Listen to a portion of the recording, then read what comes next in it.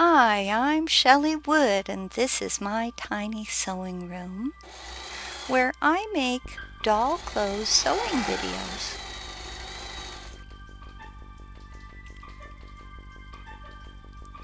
Today, I'm going to show you how to make this somewhat casual shirt with short sleeves, a collar, and one pocket. It's designed to fit male fashion dolls like Mattel's Ken, Spin Master Jake dolls, and similar sized action figures. But before we begin, please go to my website shelleywood.com to download and print this free PDF sewing pattern. Use the pattern to cut out all the pieces shown here. You'll also need these 3 pieces for the lining. I'll be using a contrasting color for the lining. To begin, take your pocket piece in hand and fold it in half as shown, keeping the right sides together. So here's my little pocket, and I fold it so right sides are touching. Sew along 2 sides of the pocket's raw cut edges. Sew here and here. Invert the pocket. It can help to use a chopstick for this. I also like to clip the edge first, the little corner right where I've sewn, and then you'll notice that I grab my little chopstick to try and gently poke out the corners.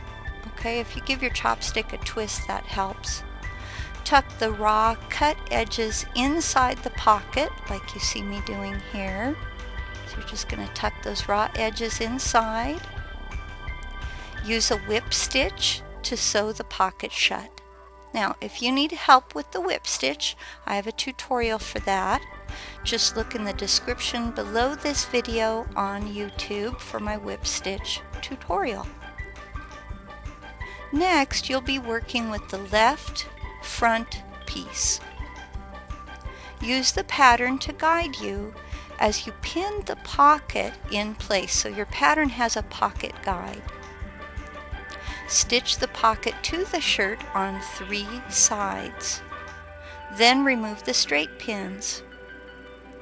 Lay the non-pocket outer shirt front piece on top of one of the lining pieces, keeping right sides together so the pretty side touches the pretty side. Stitch in a backwards L shape down the closure and along the bottom of the shirt front. Now we'll work with the pocketed front. Lay a shirt front lining over the pocket piece, keeping right sides together. Make sure the pocket is in between them.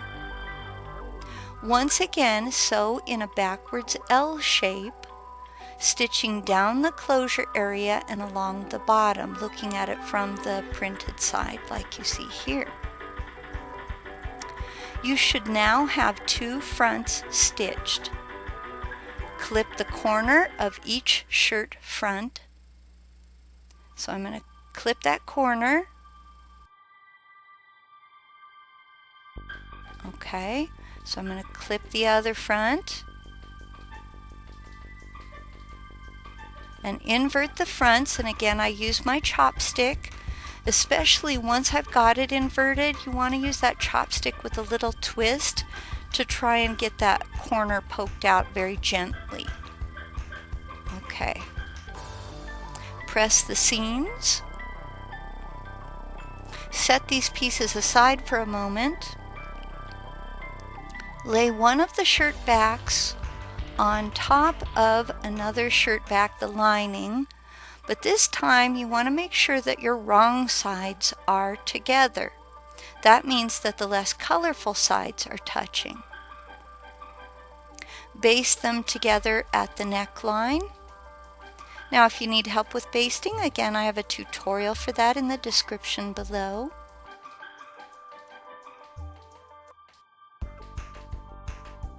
Lay one of the fronts on top of the basted back.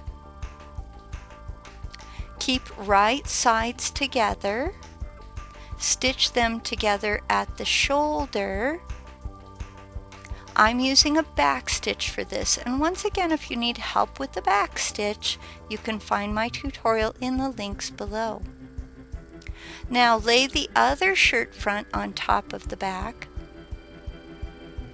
keeping right sides together, and once again stitch across this shoulder as well. Open the shirt up like this and press the shoulder seams. Now it looks like this on the wrong side, and it looks like this on the right side. Take one of your sleeves in hand and fold the longest straight side once, like this, and then a second time, like this. And what we're going to do is whip stitch to hem the sleeve. Follow these directions for both of your sleeves. Now you have two sleeves ready to go. With your shirt facing right side up, lay one of the sleeves alongside the shirt back and stitch them together from the underarm area to just shy of the shoulder seam. Here's a wider view of what it looks like now, and here's a closer view. Wrap the sleeve around to the other underarm area, and I know this is hard to understand, so I'm going to show you in video format. So you take that other curved part of the sleeve and you wrap it around to meet the other underarm on the shirt front. Then you're going to stitch right here. Stitch again from the underarm area to just shy of the shoulder seam. Now this is going to leave an opening at the top of the sleeve where my finger's sticking out. Can you see that? If the top of your sleeve doesn't match well with the shirt's shoulder area, then run a gather stitch at the top of the sleeve to try and help them meet up. Now when I pinch them together, they fit together nicely. When you have a good fit, then you want to knot your gathers and then attach the top of the sleeve to the shoulder. And again, I'm using a back stitch for that. If you need help gathering, I do have a tutorial for that. Now you've attached one sleeve, so you can follow the same directions to attach the second sleeve. Now your shirt looks like this on the wrong side, and it looks like this on the right side. I'm using a pair of Fiskars stitchers. They're a mini scissors to clip the rounded corner seams that I just stitched around the top of the sleeve. If you don't already own a pair of these, oh boy. I've left a link in the description below because they are handy. So what they do, just FYI, this is a thick amount of fabric here. It's made of cotton, and they really easily cut through that seam. So that's what they're designed for, is for clipping seams like this. At least that's what I've always known them to be used for. Now it's time to add the collar. Remember how we basted the neck together? Okay, you can take the base stitches out now just before we do this next step. Lay the collar alongside the neckline of your shirt, keeping about 5 millimeters of collar extending out from the front closure area of the front of the shirt. Stitch the collar to the shirt's neckline, starting where the collar meets the neckline. Later, we'll fold that extra 5 millimeters of collar inside the collar. Now, I used a back stitch to attach my collar. If you need help with the back stitch, yep, You guessed it, I do have a tutorial for that. Here's what we have so far. Okay, so here's my shirt. You can see that I've attached the collar.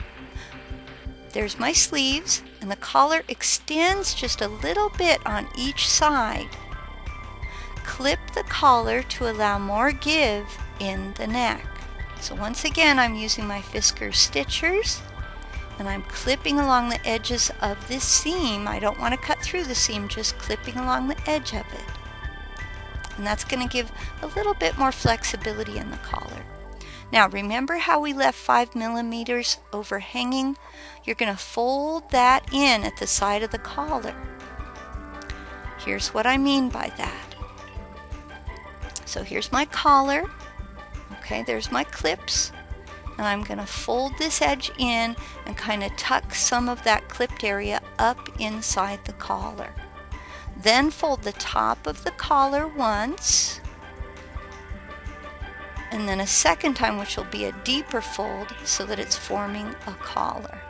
Okay, so let's look at it again. Here's my collar, and I'm going to fold that in, and then I'm going to tuck in the clipped edge, just like that. Next, I go up to the top and I make a tiny fold, and then a bigger fold that really forms the collar. And you keep all those clipped edges tucked in. Alright, so we're about ready to start stitching. Now you're ready to stitch the collar in place.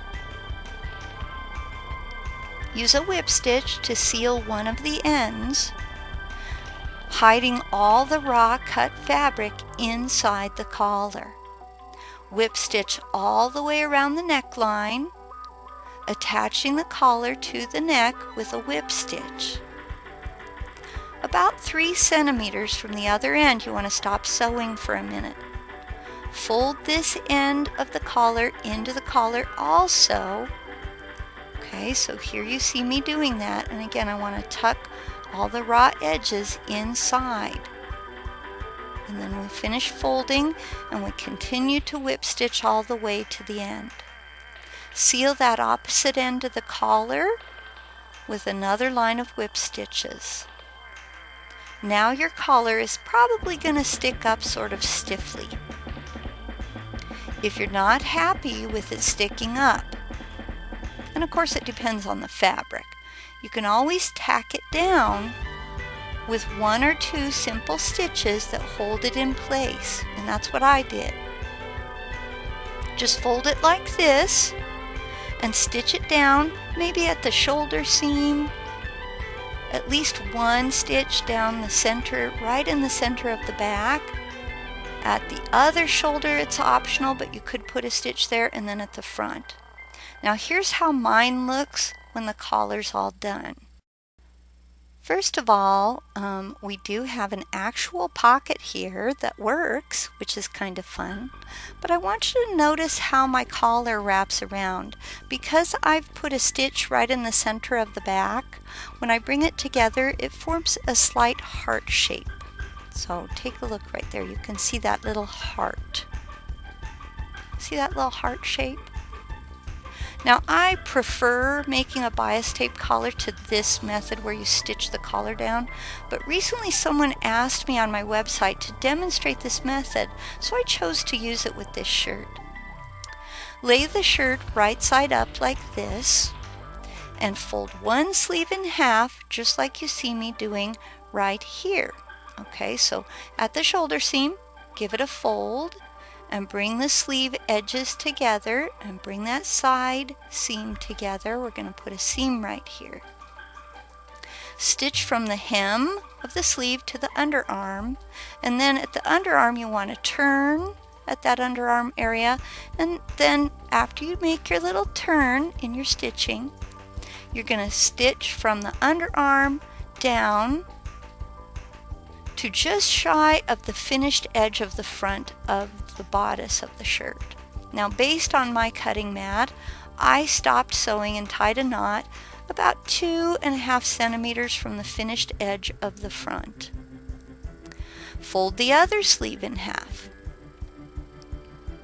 Okay, so here's my other sleeve. I just fold it in half, bring those sleeve tips together, and then the side together, and you sew this sleeve and side seam just like we did before, stopping before you get to the bottom. Clip the underarm area on both sides. So here I am with my little Fisker stitchers, giving it a little clip for a little give. Now you're going to fold the bottom raw cut fabric of the shirt back inside itself, just like you see me doing here. Okay, so we're going to take the back and separate it and then fold it inside itself. And as you do this, you want to measure it against the fronts, which already have a hem. You want to make sure that they meet up at exactly the same length. You don't want the back to be longer than or shorter than the front. They need to be exactly the same. Once it matches the shirt's front's length, pin it in place. And whip stitch to seal the back along the bottom. Remove your straight pins as you sew your whip stitch, and once you finish this hem, you still need to finish sewing the side seams. Here are my finishing stitches in a lighter blue. They're kind of hard to see, sorry about that. But you'll want to sew the final side seams for both sides. Invert the shirt. If you need help with that, again, use a chopstick to help you invert the little sleeves. And here I am with my shirt, and I just poke those little sleeves right through. I didn't need my chopsticks, I have small fingers. There we go. Okay. And then you bring it together in the front for the next step.